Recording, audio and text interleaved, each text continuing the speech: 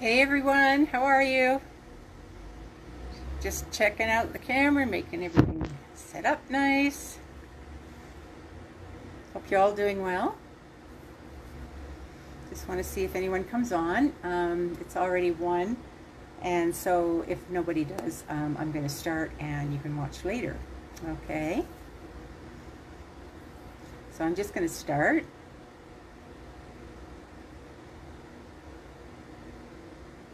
Hello everyone, how are you today? I'm hoping everyone is having a great day. My name is Dolores Mitchell and I live in Calgary, Alberta, and today I'm going to talk to you about essential oils and plants either in your house or in your garden. So whether your intent is to repel pests, invite pollinators, or to turn your garden into a relaxing getaway, essential oils can help. And today I'm going to talk to you about a few clever ways to use essential oils in the garden. And just to note, you can use these methods for your inside plants as well, okay? Depending on what you're trying to do, especially repelling insects like the aphids, my favorite, not. Can't stand them. So number 1, repelling insect pests. There's a wide variety of essential oils which with consistent use can be used to repel unwanted insect pests from your garden. And rosemary oil is a potent repellent for many types of pesky insects, including fleas, flies, mosquitoes. Rosemary is also great for deterring insect larvae like the cabbage looper caterpillar, mouthful, and whose voracious appetite for juicy vegetable foliage can easily destroy entire crops of tomatoes, cucumbers, melons, and even some root vegetables if it's left undisturbed. And peppermint oil is also an excellent natural insecticide which works on aphids, squash bugs, white flies, ants, beetles, and fleas, just to name a few. Peppermint is also the best essential oil for repelling spiders. Thyme oil works against biting insects like chiggers, ticks, and roaches. Clove oil is another great deterrent for many flying insects. To create a broader spectrum all-natural insect repellent, mix equal parts of rosemary, peppermint, thyme, and clove oils, about 10 drops of each, in a spray bottle filled with water, and then remember to shake it very well before each use, and apply anywhere you want to get rid of skittering, creeping, crawling, or flying pests. And then number 2, suppressing fungus. A lot of people have this. The cause of around 85% of all plant diseases, garden fungus can quickly become a big problem if left untreated. And parasitic fungi cause damage by poisoning or killing cells, blocking breathing pores, and stealing nutrients from the plant. So if you're seeing signs of this in your garden, there's a pretty good chance that there is fungus to blame. So here's a remedy for trying to use essential oil to stop spreading fungus. So you can get some tea tree oil. It is one of the few natural remedies with the power to not just prevent fungal growth, but also to kill many species of the fungus.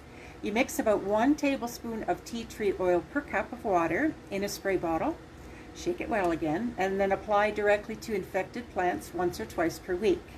And then remember to avoid spraying leaves when the weather is very hot, okay, because dry as sun-heated tree oil can easily burn the leaves. There's other oils also that are effective against fungal infections on plants, as it is for treating insect infestations and very easy to make on your own. We can do that another time.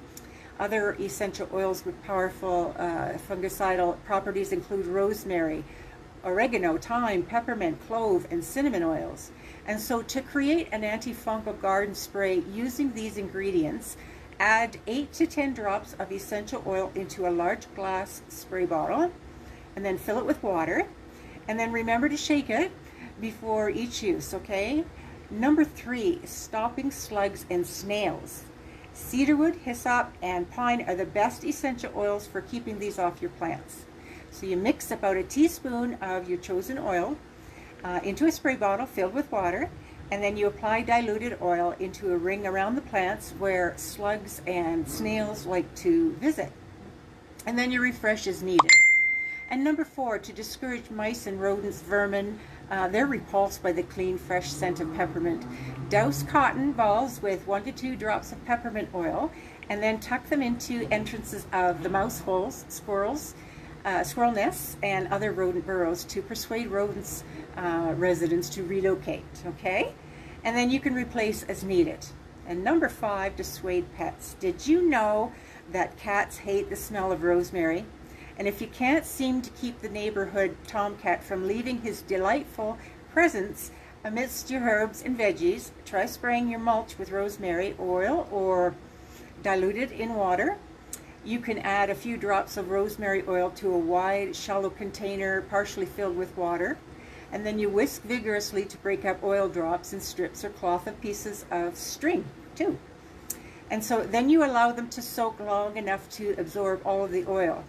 And the tie strings between plants or around the garden perimeter work very well. Hang cloth strips between garden rows, around the plants, or anywhere you know that the cat likes to dig, and then refresh as needed. Black pepper. Black pepper essential oil is another good one to deter larger animals from your garden, dogs in particular. With their sensitive noses, they'll be turned away for the strong odor of pepper oil. And then you can apply using the same method of the cloth string as I mentioned with the rosemary. And just keep in mind though that the overuse of this black pepper oil may make your garden less pleasant to humans as well. So don't go crazy with it, okay? And then lastly, bites and stings. Bites and stings from bees, wasps, and ants, and other insects are always a possibility even for the most careful gardener. So what can you do for this is mix 2 drops of lavender oil, 2 drops of chamomile, and 1 drop of basil essential oil with 1 teaspoon of organic apple cider vinegar, and then apply this remedy to fresh bites and stings with a cotton ball or pad. And so now I also want to explain to you why glass bottles are better than plastic ones. And the reason being is pure essential oils are very, very powerful, and they need to be stored in airtight containers made of glass due to the strength of the oils. And then plastic containers, they can break down over time, causing damaging leaks and the loss of your oils. And with all that information that I have just mentioned to you about essential oils and gardening, I hope you enjoyed the many ways to have a beautiful organic garden. And there's so much more that I could share with you. There's so much information, but that's going to have to be enough for today, and we'll keep that for another time, okay? And with our company for 25 years, our seed to seal quality commitment has been both a promise to you and a reflection of our sense of global stewardship and accountability. And we believe you want only the best for your family and yourself. The products that are genuine, free from harmful synthetics, and of unmatched purity. And our seed to seal promise is our pledge to you, the earth, and ourselves, that Young Living products will be the best available now and always. Seed to Seal and its 3 pillars, sourcing, science, and standards, are infused into every aspect of our exacting essential oil production processes, both on our own farms and our carefully curated family of partner farms.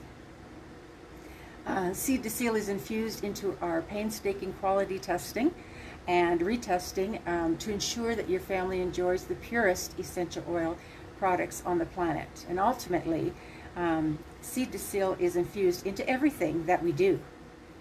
So we know that for us and for you, simply nothing else will do. And I hope you enjoyed today's Wellness Wednesday topic of getting rid of these pesky insects. And if you liked it, please drop a comment below. And also too, if you would like a PDF of today's conversation, please let me know and I'll get one out to you. I'll send it off. So bye for now. Be safe.